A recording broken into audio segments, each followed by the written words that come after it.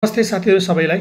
आज चाहिँ म यो एसई सम्बन्धी एउटा इम्पोर्टेन्ट इन्फर्मेसन लिएर आएको छु।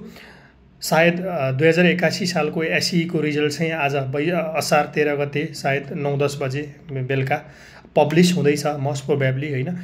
सो सबैको गुनासो, सबैको इन्क्वायरी, सबैको क्वेशन चाहिँ के भयो भने कसरी त्यसलाई सबैभन्दा छिटो हामीले हेर्न सकिन्छ रिजल्ट। किनकि रिजल्ट जब पब्लिस भइसक्छ एकदमै धेरै वेबसाइटहरु ह्याङ हुने हैन, सर्भरहरु डाउन हुने हुन्छ। सो कसरी त्यसलाई हेर्न सकिन्छ त त्यो सम्बन्धी मैले सानो एउटा भिडियो बनाउने कोसिस गरिराखेको छु।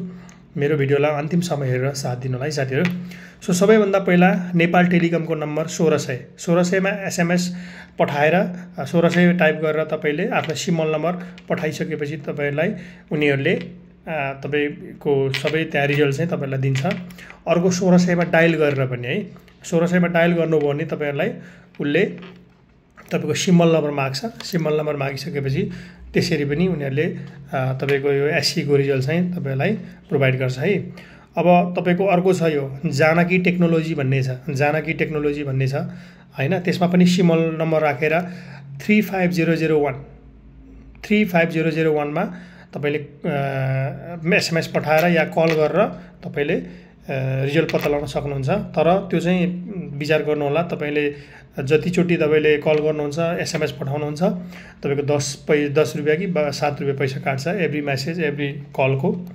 अनि अर्को आकाश टेक्नोलोजी प्रणाली भन्ने छ, त्यहाँबाट पनि तपाईले एसएमएस पठाएर आफ्नो रिजल्ट पत्ता लगाउन सक्नुहुन्छ।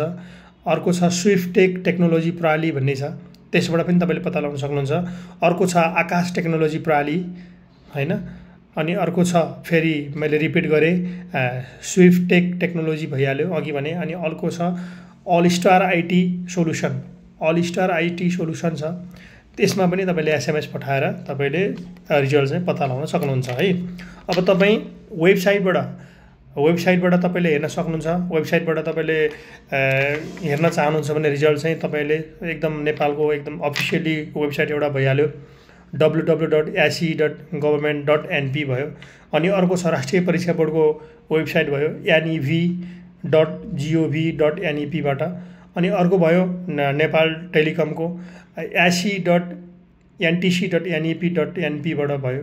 अनि अर्को यस्तै esewa.com छ, खल्ती.com भयो, theconnect.com भयो, अनि बाराखरी.com है। यी वेबसाइटहरुबाट तपाईले सजिलै आफ्नो एसई को रिजल्ट पत्ता लगाउन सक्नुहुन्छ छिटो भन्दा छिटो। र अर्को कुरा तपाईले के विचार गर्नु पर्यो भने तपाईले रिजल्ट पब्लिस भइसकेपछि चाहिँ जति पनि सबैलाई छिटो हेर्नुपर्ने हुन्छ हैन। सो यो मैले जति पनि भनेको छु तपाईले यो मल्टिपल वेबसाइटहरुबाट मल्टिपल तरिकाबाट चाहिँ तपाईले कोसिस गर्नु होला है। एउटै तरिकाबाट ट्राई नगर्नु होला, किनकि त्यो सर्भर ह्याङ हुन्छ, सबैले हेरिरहेको हुन्छ, सबैलाई छिटो चाहिने हुनाले तपाईले चाहिँ मल्टिपल के भन्छ रे वेबसाइटहरु युज गर्नु होला। तरिकाहरु युज गरेर चाहिँ तपाईले छिटो भन्दा छिटो तपाईले आफ्नो एसई को रिजल्ट चाहिँ पत्ता लगाउन सक्नुहुन्छ है त साथीहरु।